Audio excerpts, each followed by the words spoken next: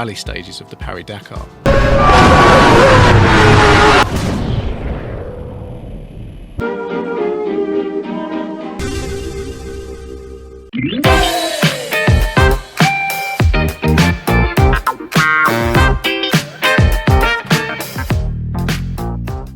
It all began with an excellent engineer deciding to develop a car with his last name on it, and must be based on Volkswagen Beetle motto. Although the first Porsche batch car wasn't sold until 1949, Porsche name was famous throughout the 20th century. Dr. Ferdinand Porsche started designing electric cars in Austria with P1.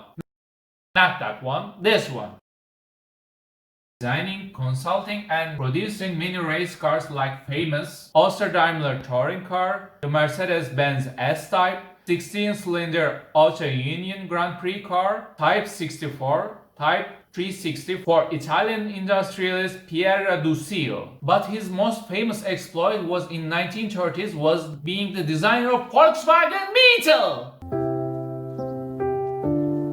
Porsche was a small company with little money behind them. They thought it's fine and based everything on Volkswagen Beetle and came up with 356.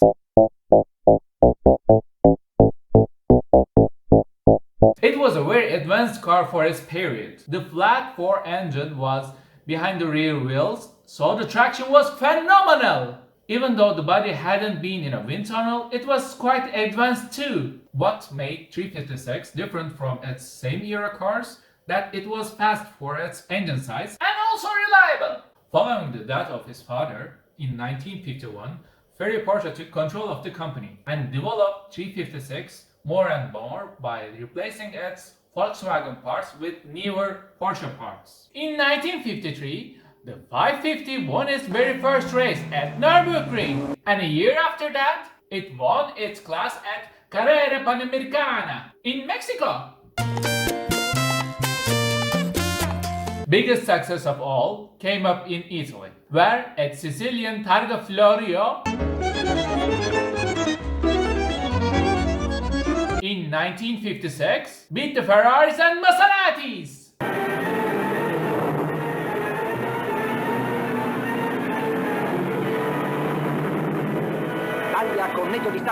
In 1960, RS60 won 6-minute lead over 3-liter Ferraris in European Hill Climb Championship.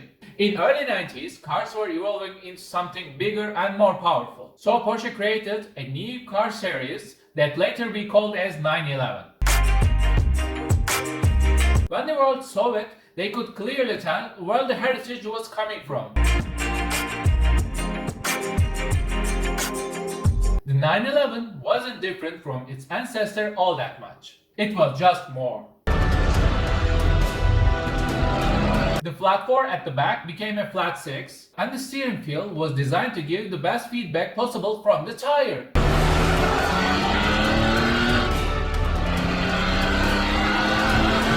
But it wasn't just all about speed. It was more practical too. In 1964, 911 hit the market and was making and instantly became a sensation both in Germany and all around the world. It was and still blowing its driver away. It might be a little tail happy, Who's done more laps here, and a big sideways for Bates. but its precision and fantastic acceleration made up for it. And at the same time, whole family can fit inside thanks to the back seats.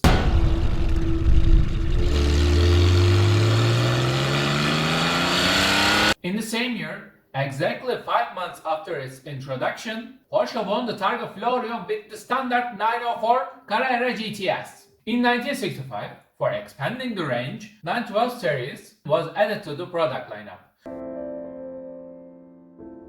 But it never did catch up like 911. Later that year, Porsche thought rather than reducing the engine size, they should remove the top. So the Targa was born by creating its own category. It wasn't a real convertible, a removable top and a solid upper roll bar, so it ensured that it can pass any safety regulations. This is the Porsche way, baby! The first 911 in motorsports was in 1965 in Monte Carlo Rally.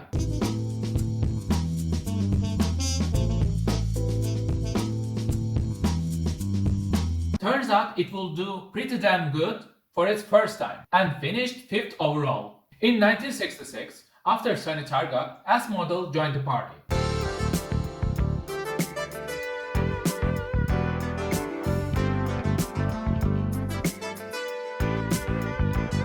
It was basically the same car with extra 30 more horsepower!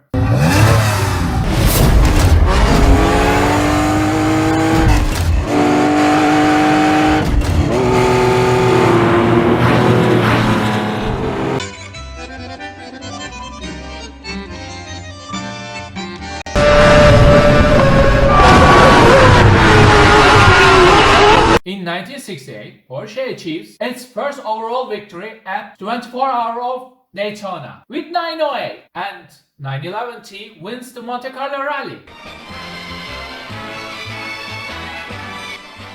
As the British drivers were receiving their awards, in 1969, 908, by then fitted with aluminium space brake, showed the reliability and endurance by winning the Constructors' World Championship for Porsche for the first time. The 911 had a baby brother that was called 940.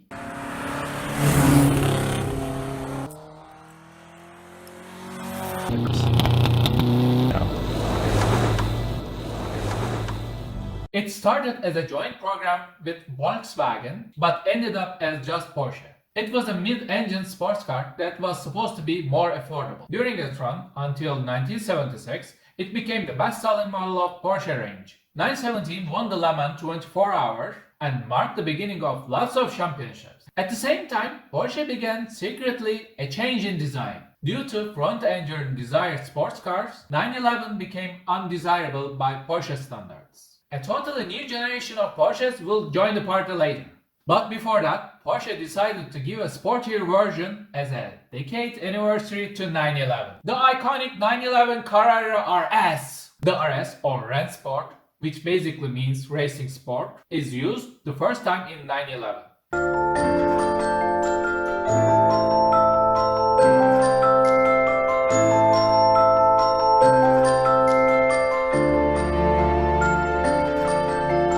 That was the fastest 911 so far.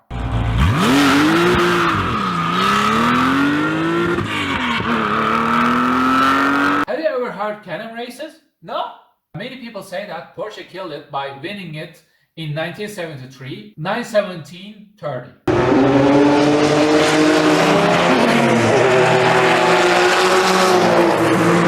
Then the turbo, aka the Widowmaker, has arrived. Called 911 930. Look, if you don't know Porsche, it will get confusing. All 911s has an internal code that specifies which 911 series they are. So 911 930 is one of the very first road cars that uses turbo technology. This turbocharged rocket of an engine over the rear wheels can get up to 260 horsepower. It was fast as fuck and killed dudes. This car is timeless. Let me give you a secret about me. This was the scariest car for me, and I think still is. Especially in the rain through the corner when the turbo kicks in. You'll never be alive! Do you remember the secretly developed sports car that I mentioned moments ago? It was the 924. At the beginning, it was a sports car for Volkswagen, but at the advanced stage, they had to pull back. This was totally different from 911. The engine was basically an Audi engine and it had water cooling. It was mounted at the front and drove the rear wheels. This was the beginning of new sports car generation of Porsches. 50-50 weight distribution due to its rear transaxle layout. It was designed to be on the low end of price spectrum and serve for daily practical use. It felt like someone was approaching the sick man. It started getting hot, cabin fever, grabbing my... Porsche kept winning races with 935 and 936. In 1997, 928, with its futuristic style, emerged from the darkness. It became one of the best Grand Tourers. It represented the luxury and high performance with a V8. It was widely referred as Germany's Trans Am. They both got really good performance and seating for 4. But this was the end of similarities. because 928 was a sophisticated piece of engineering. The low end of Porsche range evolved into 944. It took 924's successful parts and turned them into pure Porsche format.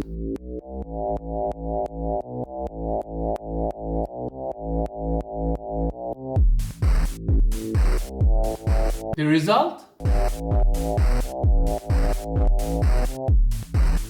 80s were dominated by 944, one of the most successful sports cars of its day. Do you remember that Porsche was winning all kinds of races? Okay, good. Keep that in mind because at the background they kept winning at World Sports Car Championship, Le Mans, 12 Hours of Sebring, Daytona 24 Hours, German Racing Championship, and the rallies. In mid-80s, Porsche released one of the biggest guns of all times, 959. It was a limited run model. It was inspired by Group B car and was supposed to be the ultimate 911. Every expert on the planet said it was too complex to make any achievement in Paris-Dakar. But you know what? In 1986, it won. 959 was the car to inspire next generation of 911s. Because customers kept on buying 911s. Just think about it. It had computer-controlled four-wheel drive, ride height adjustments, and variable suspension systems in 80s. In technological terms, it was more of a spaceship rather than a car. By the way, have I told you that when it was introduced, it was the fastest car in the world? But due to the termination of Group B class, 959 became a huge money pit in Porsche's history. In 1989, Porsche thought it's time to give a full refresh to 911. 911, 964, a rear-wheel drive version just like any other 911s. But for the first time, it had an all-wheel drive version. And kept it in the back because this is a 911.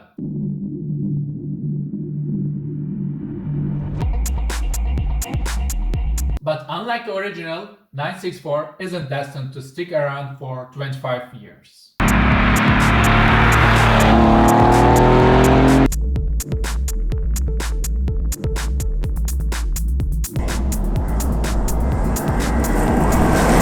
Long criticized 964 was replaced with more advanced 993.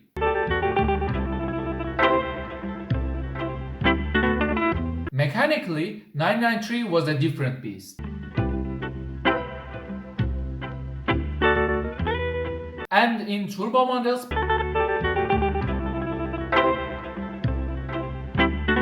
Porsche upgraded from single turbocharged to twin turbocharged,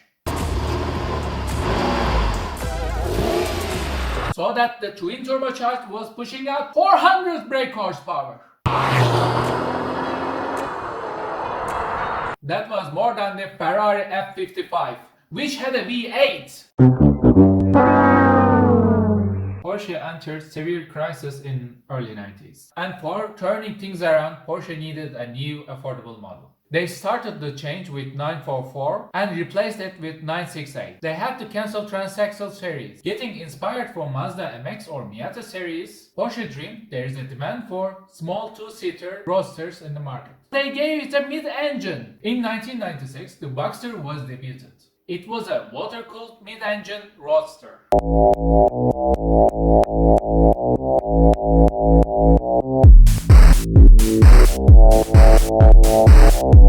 It was unfairly criticized by 911 fans, and I'm quoting, "It can only be bought by the ones who cannot afford 911." But simply that wasn't the case. It was the nimble, small sports car. In 1999, something shocking was happened. It was time to say goodbye to 993 and its air-cooled engine and welcome 996 with water-cooled engine. Yes, it's water. I know, many of the 911 fans will just say they ruined it. I'm not going to comment on this topic in this video. No, I'm not. Meanwhile, in Stuttgart, it was time to make road versions of successful race cars. They started to strip 911 down and gave it a more powerful engine. And first, created the GT3. The car hit the market like a huge fist. And GT3 RS turned 911 with its fixed wing at the back into a maniac. And 2 years later, more powerful and faster GT2 followed the GT3. That's made it a more than a handful and a bit crashy.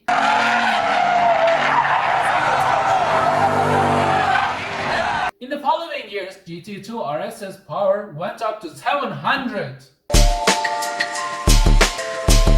In 2002, from somewhere an SUV arrived. A Porsche SUV. When Porsche Cayenne joined our lives with its hideous looks, let's be clear on that. It was a hideous looking thing. We were shocked. A sports car brand making SUVs. We thought that it was just a marketing stunt with no go. By witnessing its capabilities, we were more shocked.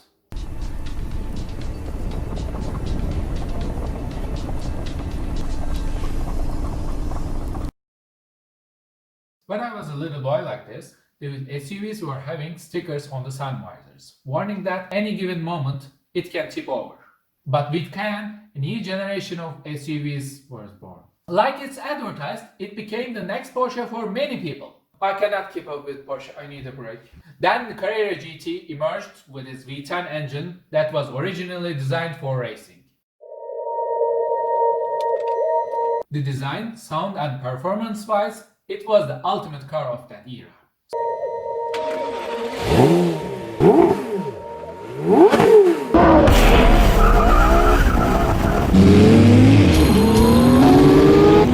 So Paul Walker had one. Rest in peace, man. After this point, 911 model range has gotten so broad. It practically got its subsidiary within Porsche range. The Panamera started its life in 2009 with a stretched 911-ish four-door body line. It quickly became the best luxury sports sedan. Expect me, nigga. I'm coming. Don't make me touch you fast. And expanded its range with many variants. Porsche 918 is the hybrid hypercar that Porsche built in 2013.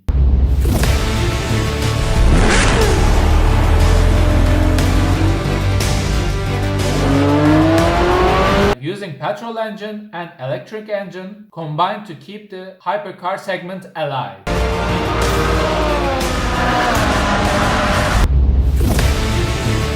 And to inspire all the upcoming electric cars to be more of a sports car rather than econoboxes.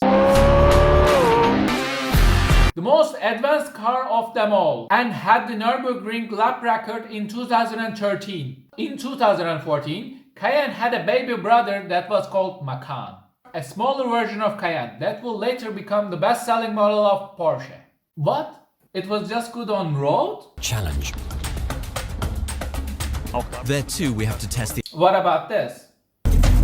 The conditions were such that you needed an SUV to make it through a tunnel, and the cars made it through. Of course, it's not a G-Wagon. Taycan is the all-electric car by Porsche.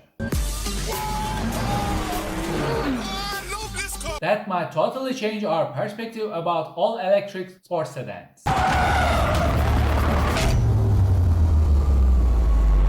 It's a big improvement in the segment. Not just for rivaling Tesla, but somehow feeling more conventional.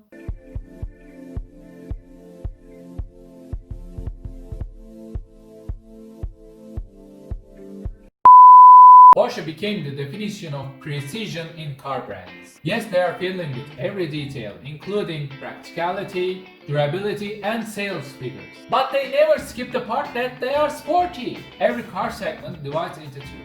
Before Porsches and after Porsche.